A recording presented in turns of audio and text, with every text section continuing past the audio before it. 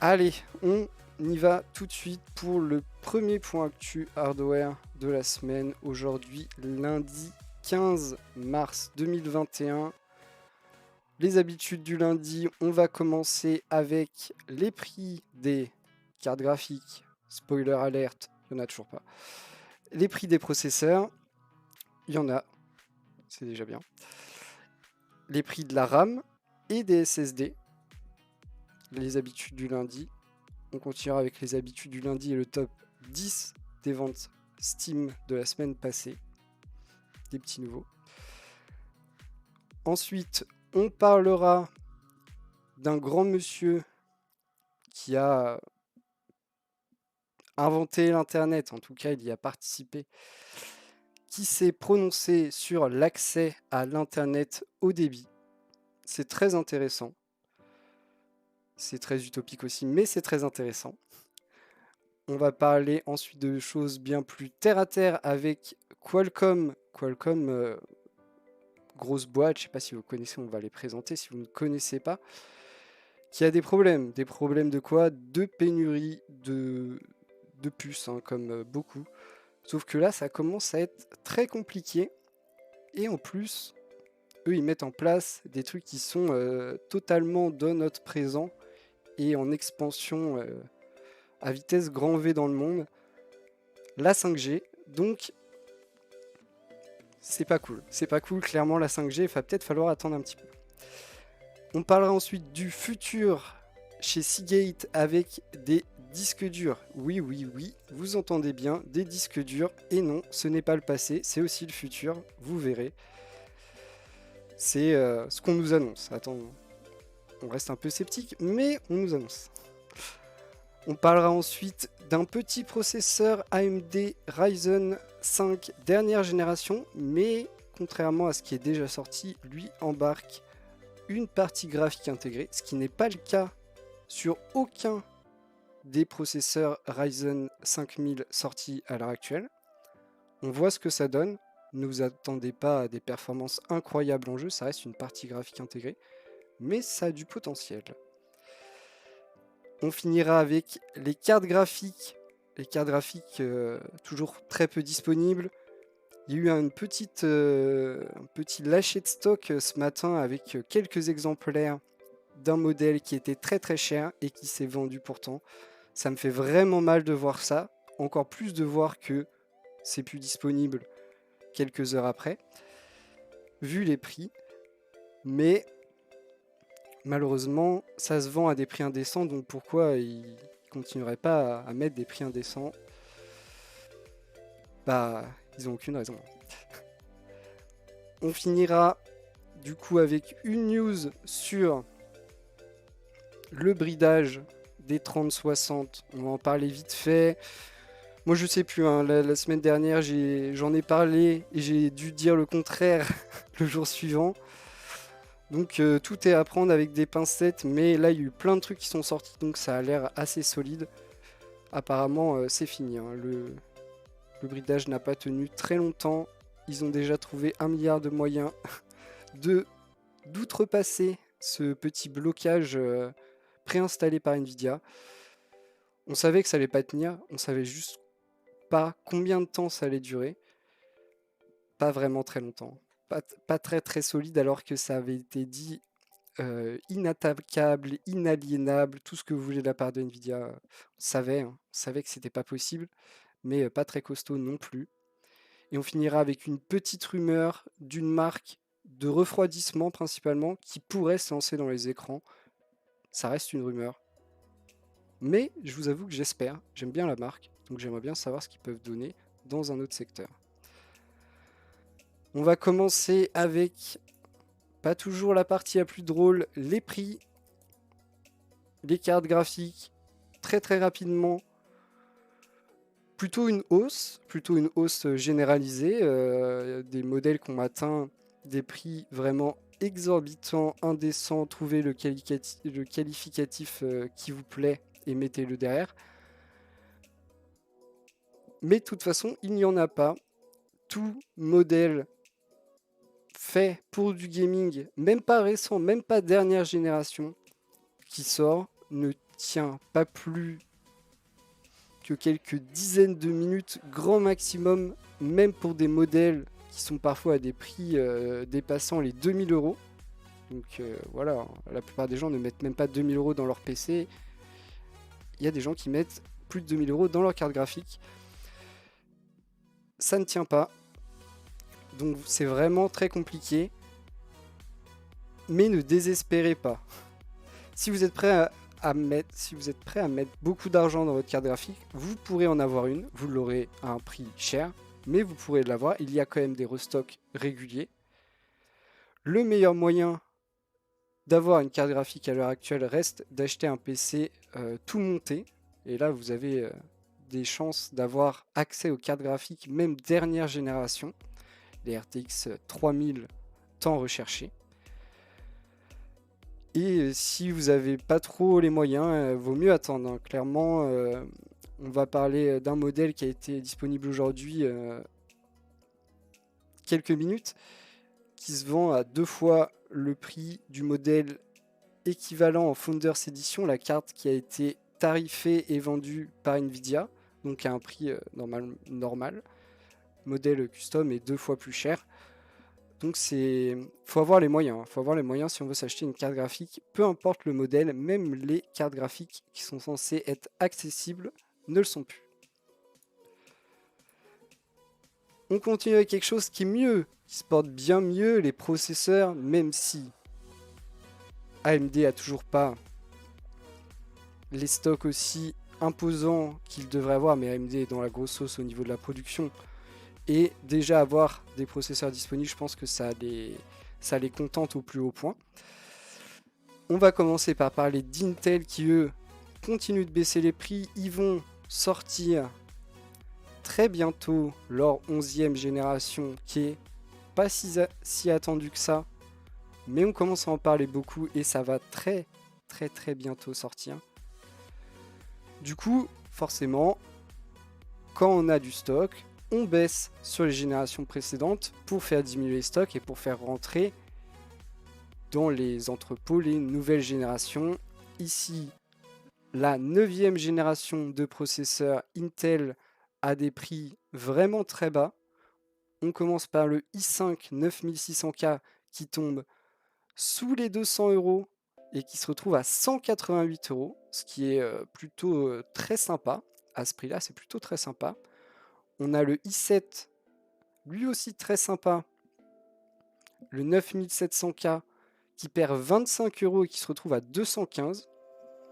215 euros, vous avez un processeur, bien sûr pas toute dernière génération, mais plutôt bien performant.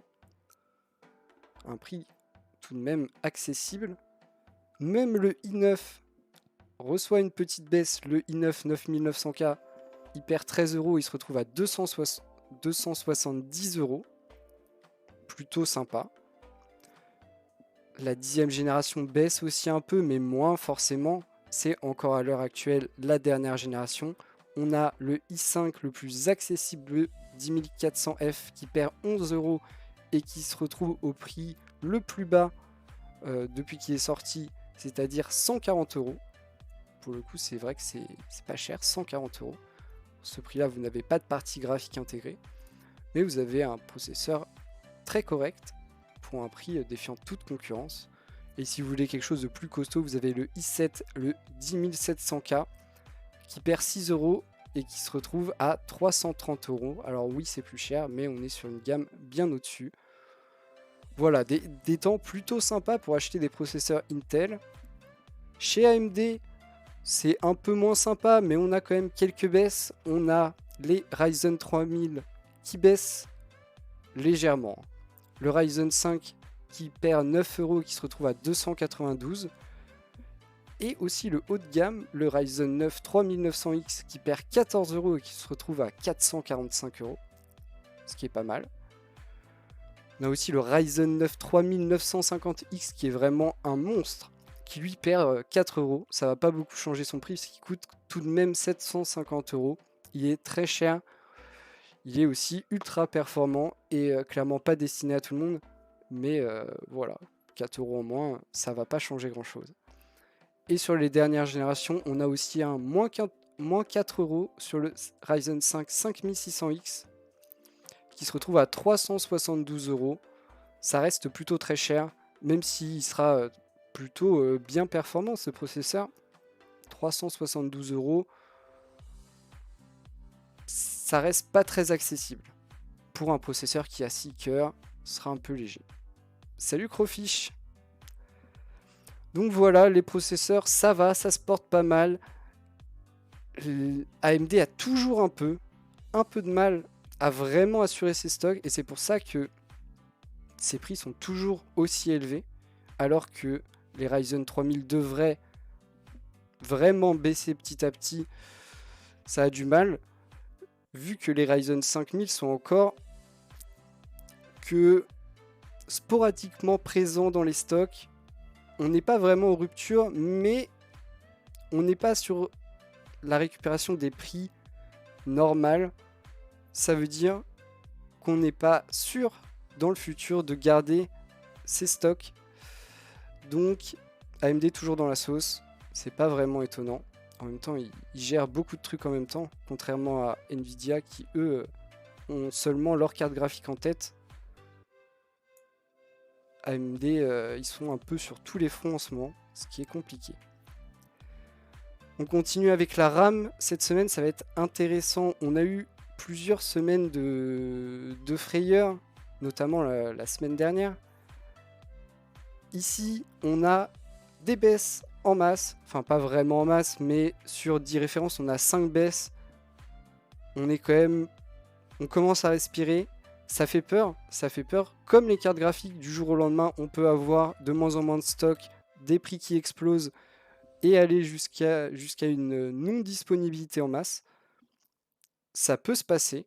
Pour l'instant, c'est pas le cas. Heureusement, on a une légère redescente des prix. Attention tout de même, on n'est pas sorti d'affaire. Ça reste des choses qu'il va falloir surveiller. Et la semaine prochaine, ça peut être totalement différent. Mais là, on respire un peu, c'est cool. On reprend des prix pas vraiment les plus bas, hein, clairement, on va pas se mentir, mais des prix corrects. On est correct, un peu au-dessus de la moyenne, malheureusement, mais quelques semaines de baisse et on retrouvera des prix plutôt très intéressants. Comme c'est le cas ici avec les SSD, toujours les mêmes tarifs, des tarifs plutôt très bas. On a vu la semaine dernière les annonces d'abord de Intel, ensuite de Samsung, qui annoncent des SSD M2 NVMe avec des débits plutôt intéressants, voire très intéressants, pas les toutes dernières générations qui sont encore à des prix très élevés et pas du tout accessibles. Du PCI Express 3.0, des débits aux alentours des 3000 ms, des tarifs accessibles. On parlait de 60 ou 70 $, les 512 Go, ce qui est plutôt sympa et ce qui peut pousser un peu les tarifs vers le bas si Intel et Samsung s'y mettent. Et clairement, Intel a fait l'annonce de sa gamme avec des prix, puis l'annonce des prix à la baisse quelques heures, jours après. Samsung a fait annonce d'une nouvelle gamme avec les prix copier-coller de ceux d'Intel. Quand les gros s'y mettent, souvent les autres n'ont pas vraiment le choix, soit il faut suivre, soit il faut arrêter. Donc ça annonce des beaux jours pour le stockage SSD, des prix plus bas. À l'heure actuelle, le problème c'est que oui, on innove, on fait mieux, surtout en performance, dans les débits. Mais du coup, ça coûte de plus en plus cher pour avoir, oui, des débits supérieurs, mais pas plus de stockage.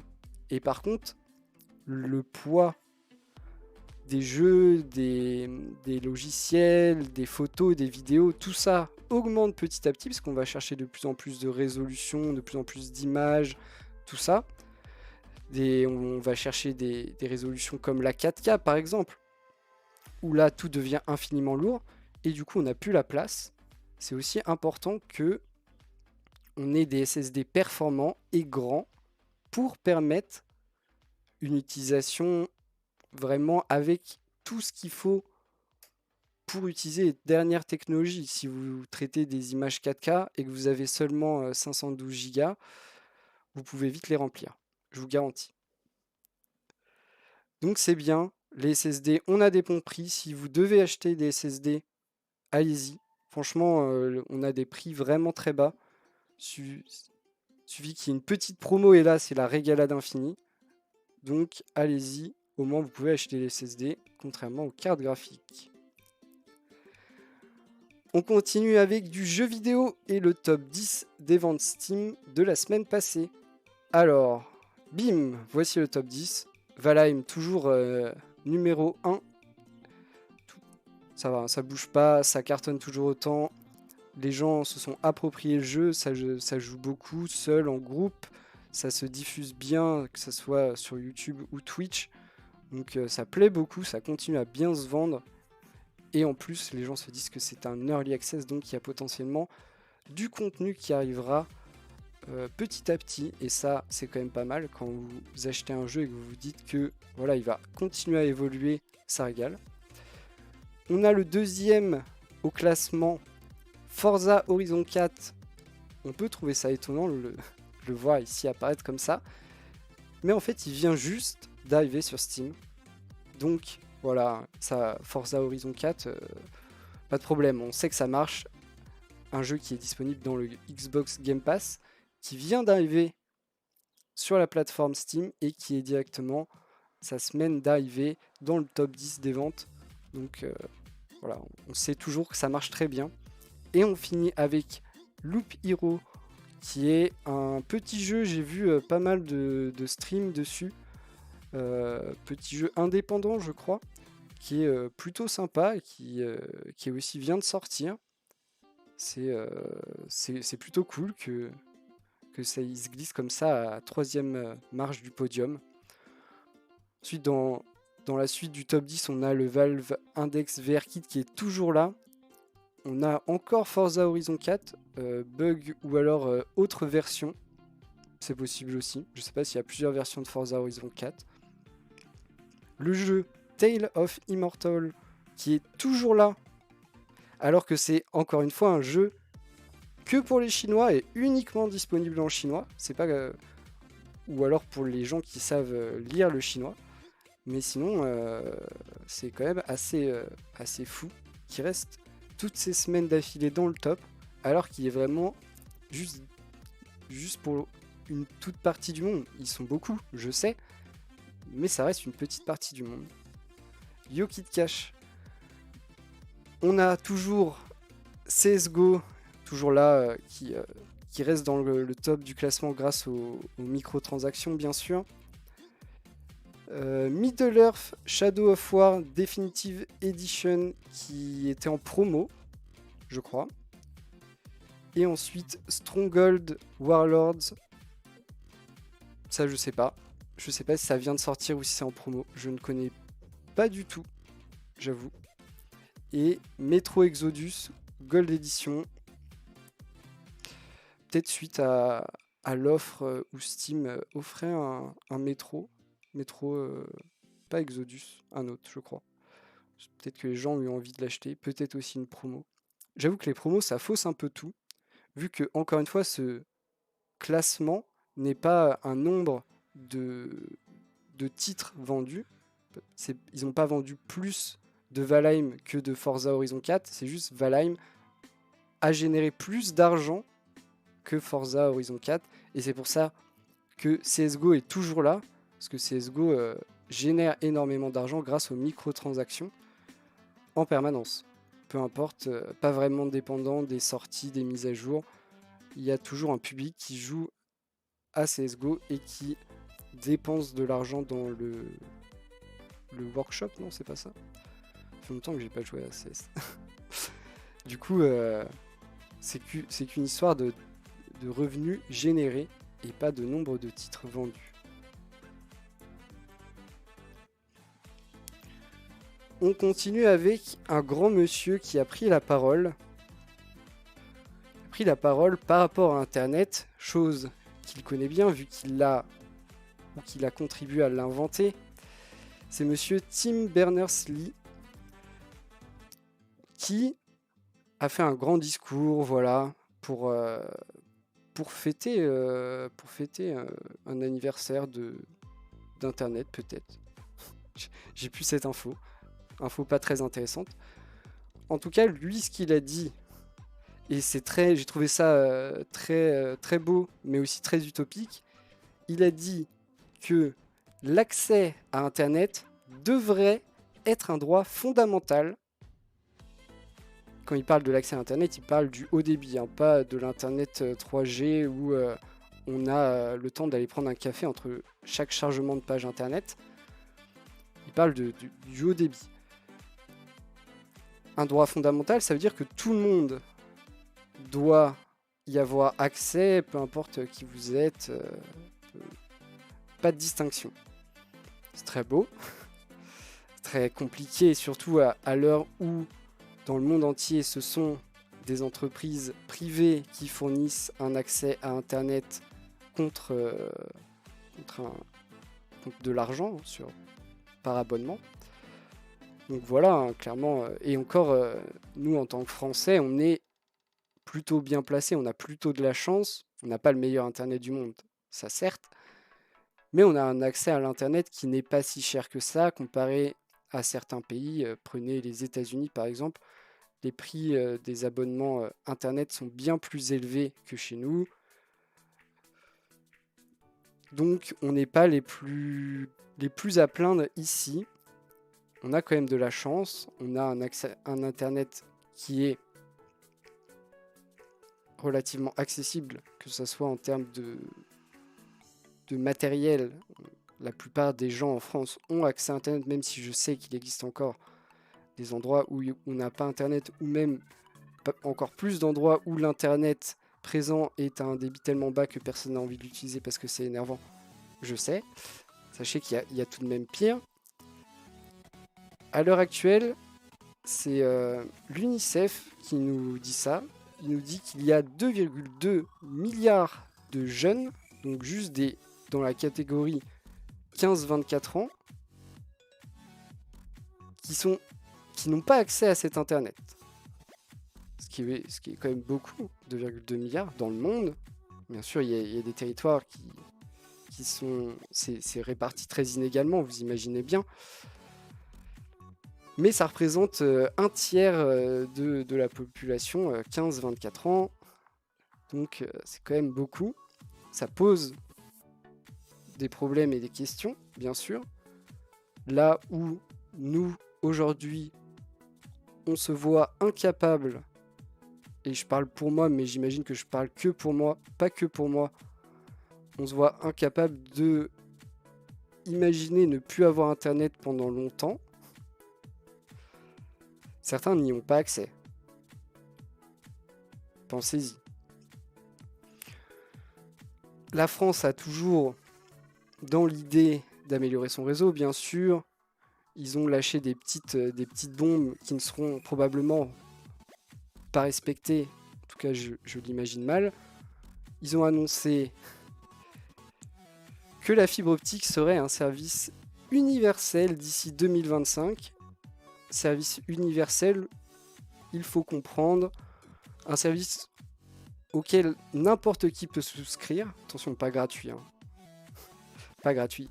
N'importe qui peut souscrire à partir du moment où il en fait la demande, comme l'eau ou l'électricité à l'heure actuelle dans notre pays. Ça n'arrivera pas. En tout cas, pas d'ici 2025. La fibre optique demande du temps à être déployée, surtout dans les zones les plus reculées, les zones les plus rurales. À l'heure actuelle, vous êtes ou pas équipé de la fibre, dépendamment si vous êtes ou pas proche d'une grande métropole ou d'une grande zone industrielle qui nécessite la fibre. C'est surtout ça. Donc, 2025, c'est quand même pas dans si longtemps que ça. Et non, tout le monde n'aura pas accès à la fibre optique d'ici 2025. Ce serait très beau, je l'imagine mal. On y travaille tout de même à déployer la fibre, on y travaille activement. Est-ce qu'on pourrait faire plus vite? On peut toujours faire plus vite. Est-ce qu'on pourrait faire mieux? On peut toujours faire mieux. Mais on y travaille, c'est déjà ça. Encore une fois, c'est très inégal. Certaines zones en France sont fournies et d'autres beaucoup moins. Allez demander ça à vos élus. C'est aussi ça. On continue avec des mauvaises nouvelles pour Qualcomm. Qualcomm, grosse société qui fait notamment des puces pour les mobiles, qui équipe quasiment tous les mobiles, hein. Si vous enlevez les iPhones, une grande partie des puces sont des puces Qualcomm, qui, par exemple, a son dernier gros bébé, le 888, qui est une puce 5G et qui se retrouve dans à peu près tous les téléphones haut de gamme 5G, encore une fois, qui ne sont pas des iPhones. Et ils sont en galère. Ils sont en galère pourquoi? Comme tout le monde, pénurie. Pénurie de quoi? De puces électroniques, bien sûr. Pourtant, Qualcomm, ils mangent déjà à tous les râteliers. Ils sont en travail avec TSMC pour du 5 nanomètres. Mais TSMC, vous savez, hein, ils sont en galère. Eux, pareil, hein, ils en donnent déjà à tout le monde. C'est déjà la galère. AMD en veut toujours plus. Ils ont la sécheresse à Taïwan. C'est la full galère partout. Ils ont aussi les pénuries de matières premières. Enfin, voilà. Du coup, Qualcomm s'est dit que Samsung allait répondre à sa demande avec son usine au Texas. On en a parlé de son usine au Texas, cette usine qui a aussi fait défaut pour produire des puces pour des Tesla, qui a mis à l'arrêt pendant quelques temps une ligne de production. Donc là, tout le monde a la tête sous l'eau. Personne ne sait comment on va s'en sortir. Que ça soit à Taïwan qui a la sécheresse ou au Texas où ils ont les tempêtes de blizzard, ça a l'air un peu compromis de voir des beaux jours pour l'instant. Si vous ajoutez à ça les problèmes de matières premières et la demande toujours croissante, ça semble compliqué. Est-ce qu'ils trouveront des solutions? Faudra bien, hein, de toute façon. Faudra bien qu'ils trouvent des solutions parce que eux aussi, ça leur pose des problèmes et ça fait de l'argent en moins. Et croyez-moi, une entreprise pas qui forcément qui perd de l'argent, mais déjà qui gagne moins d'argent, ça leur plaît pas. Donc ils vont trouver des solutions. Après, est-ce que ça va contenter tout le monde? Il y a peu de chance. Ça risque de les contenter surtout eux. Est-ce qu'on peut trouver une solution globale? Ça semble très compliqué actuellement. Donc encore une fois, il va y avoir certains acteurs qui vont être privilégiés et d'autres moins. À voir comment chacun s'en sort et comment chacun tire les ficelles pour que la couette leur revienne. Ça risque d'être une vraie bagarre dans les semaines, mois à venir. Clairement, là, on est parti sur des semaines, mois, facile. Après avoir parlé de ce triste présent, parlons un peu du futur chez Seagate avec des disques durs. On parle bien de disques durs ici et pas de SSD. Donc, disque dur débit limité, mais par contre, capacité de stockage plus importante. Ici, on parle de disques durs plus professionnels, plus ceux qui sont destinés à aller dans les data centers pour abriter vos données, parce que oui, les data centers sont jamais que des gros tas de disques durs infinis, bon, avec un peu d'intelligence derrière, bien sûr, mais en gros, c'est quand même des gros tas de disques durs infinis, et plus le disque dur a une grande capacité, plus c'est intéressant pour un data center, forcément. Et ici, on nous parle du futur des disques durs grande capacité. Et quand je dis grande capacité, on déconne zéro. On parle de disque dur jusqu'à 100 Tera en 2030. On a le temps de voir venir. Mais tout de même 100 Tera dans un seul disque. Ce qui peut être pratique, hein, si vous voulez faire une petite bibliothèque de ce que vous voulez d'ailleurs. Avec ce genre de stockage, ça peut être pratique.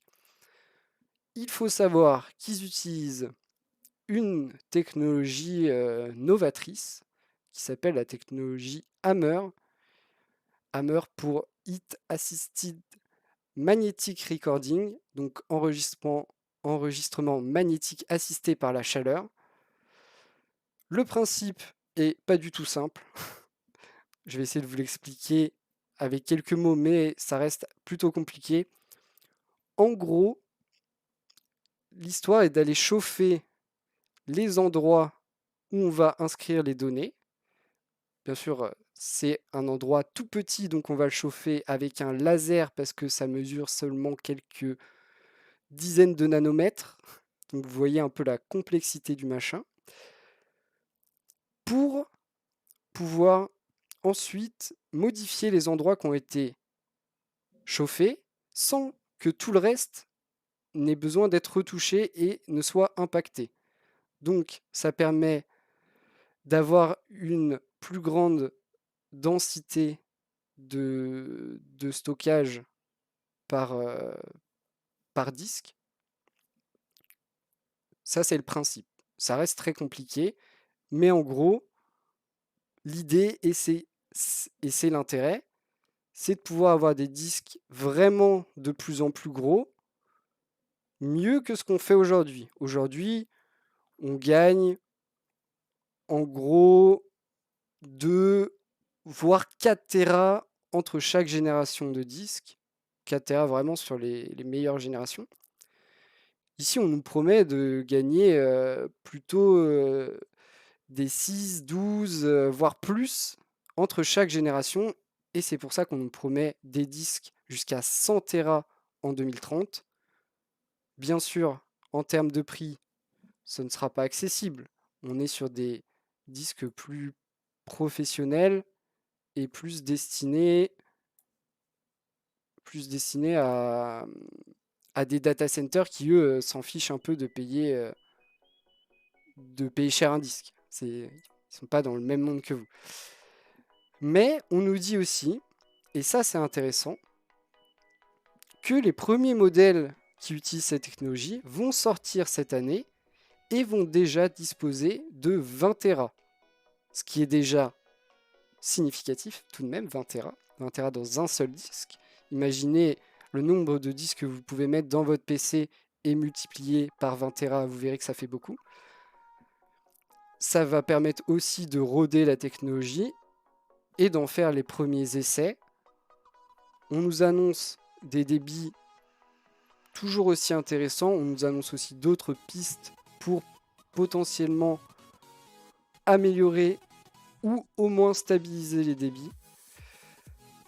Mais effectivement, c'est prometteur. Déjà 20 Tera dans un disque, c'est déjà impressionnant. Hein. Clairement, imaginez si on revient 10 ans en arrière, ce que 20 Tera représente. Et imaginez qu'aujourd'hui, on vous le promet dans un seul disque où il y a 10 ans, on avait du mal à y mettre plus de 500 gigas. C'est assez fou. Moi, ça me fait bien plaisir de voir qu'on travaille toujours sur le disque dur, même si là, c'est un applicatif, bien sûr, très professionnel. On y travaille toujours, parce que aujourd'hui, c'est le seul moyen d'avoir du grand stockage, là où les SSD permettent des débits impressionnants, mais clairement, je vous dis pas le prix d'un SSD qui fait même 2 ou 4 Tera, ça fait mal à votre compte en banque. On passe au processeur avec une petite news. Alors, c'est pas une rumeur, mais on parle ici d'un engineering sample, c'est-à-dire un prototype. Pour le dire avec des mots simples, c'est un prototype d'un modèle qui devrait sortir. Mais vu que c'est un prototype, rien ne nous dit qu'il correspond exactement au cahier des charges du modèle définitif, donc il peut être beaucoup plus puissant, beaucoup moins puissant, ou alors exactement celui qui est censé sortir. On ne le sait pas, on n'a pas ces informations. Mais le point intéressant, c'est que c'est le premier processeur Ryzen 5000 qui dispose d'une partie graphique intégrée, là où à l'heure actuelle tous ceux sortis nécessitent une carte graphique supplémentaire. Celui-ci, non. Et des gens sont amusés à faire des petits tests. On n'est bien sûr pas sur des processeurs ultra puissants. Il a 4 cœurs, il a un TDP de 65 watts, donc imaginez, il va pas aller pousser très très loin. Fréquence de base 3,5 GHz, ça c'est plutôt pas mal tout de même. Et ils sont allés tester sur du jeu vidéo, ça m'a bien fait marrer, du Battlefield 4 et 5. Sachez que c'est une partie graphique intégrée qui fait tourner ces jeux, hein. Clairement, on n'est pas sur la carte graphique gaming, donc soyez indulgents. Et n'empêche que le petit bougre, il s'en sort plutôt pas mal, parce qu'il arrivera à vous faire tourner.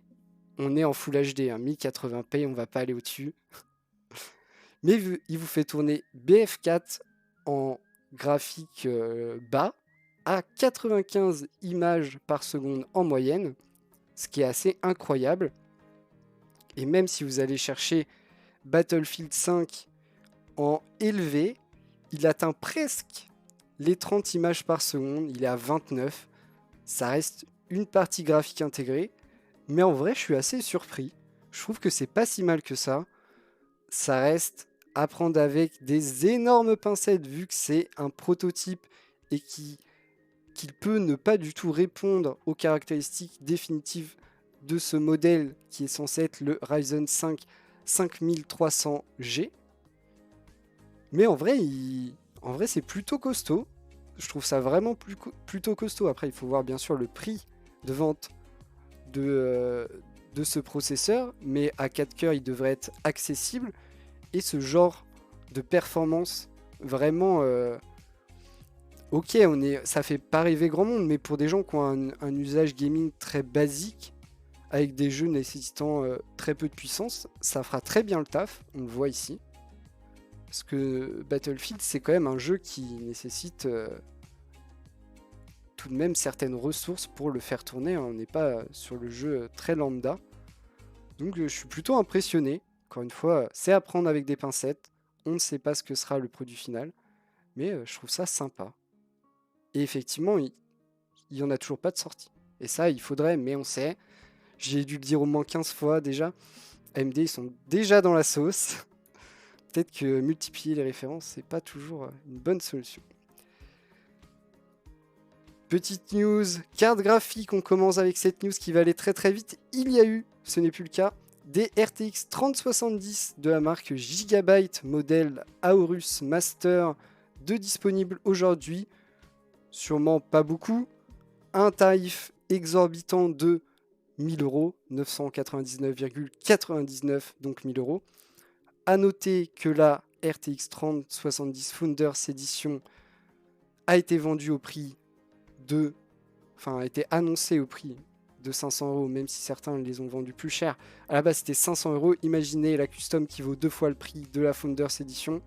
Tout ça pour avoir un autre visuel, une autre solution de refroidissement qui n'est pas forcément mieux, et gagner quelques mégahertz de fréquence. Non merci. Mais elles ont trouvé preneur en quelques minutes, hein, comme à chaque fois. Incroyable. Toujours plus cher, toujours acheté. Pourquoi ils se priveraient d'augmenter les prix? Bah ils vont pas le faire, hein. Si des gens achètent, ils vont pas le faire. Cette news où j'en ai parlé la semaine dernière, je me suis trompé. J'ai dit que je m'étais trompé. Et là, on y revient. Visiblement, cette fois-ci, ce serait vrai. Je dis quand même visiblement. Et on peut peut-être mettre des guillemets au cas où. Peut-être que je vais devoir revenir sur ce que je vais dire maintenant, demain. Mais visiblement, le bridage pour miner de l'Ethereum sur les RTX 3060 mis en place par Nvidia aurait été contourné de plusieurs manières. On nous parle dans un premier temps d'une technique qui a été confirmée par PC Watch, truc de presse américain, qui auraient eux-mêmes constaté que la carte était bien en train de miner de l'Ethereum sans bridage, et cela sans modification ni du driver ni du BIOS. Donc on parle d'un contournage logiciel. Alors là, si c'est vraiment le cas, peut-être que c'est des génies, peut-être, je sais pas. Ou alors, peut-être que Nvidia n'a pas fait aussi bien le taf qu'il le pensait, parce que contourner logiciellement, ça paraît un peu peu facile. Ensuite, j'ai vu 1 milliard de news traitant de personnes qui avaient réussi à trouver un nouveau driver qui contournait aussi ce bridage. Donc voilà, visiblement ça aurait sauté, les gens ont trouvé des moyens, plusieurs même.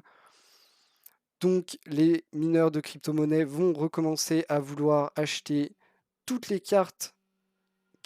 D'ailleurs, toutes les cartes, hein, que ce soit des cartes comme ça pour les ordinateurs de bureau, donc on peut acheter à l'unité, mais aussi les cartes présentes dans les ordinateurs portables, dans tout ce qu'ils peuvent. Hein. Ils en sont à acheter, bien sûr, les séries 30 mobiles à l'infini, à n'importe quel prix. Ce qui pose un vrai problème là où déjà les gens qui veulent faire du gaming n'ont pas du tout de stock pour s'approvisionner. Et on sait que les mineurs de crypto-monnaies passent parfois par des moyens un peu détournés pour récupérer en masse des cartes. Ça pose plein de problèmes. La technique de Nvidia n'a pas tenu, pas vraiment étonnant qu'elle n'ait pas tenu. Encore une fois, on s'attendait plus à savoir combien de temps ça tient plutôt que est-ce que ça va vraiment tenir. Mais là, visiblement, c'est fini. Et du coup, l'argument de dire, voilà, sur nos prochains modèles, on va peut-être les mettre, ne tient plus vraiment, parce qu'une fois qu'on a compris comment l'enlever, ça sera pareil sur les autres. Hein. Dommage. On finit avec une dernière rumeur, NZXT, une marque qui fait notamment du water cooling, mais aussi des boîtiers. Je crois qu'ils font un peu de carte mère aussi. Auraient dans leur petit plan de faire des écrans.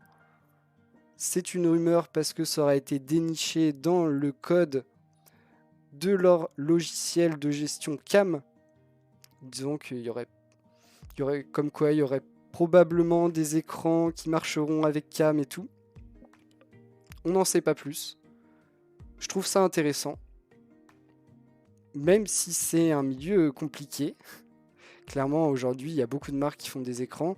Des marques qui sont déjà bien en place et qui proposent du haut de gamme. D'autres marques qui proposent du matériel plus accessible et qui sont aussi déjà bien en place.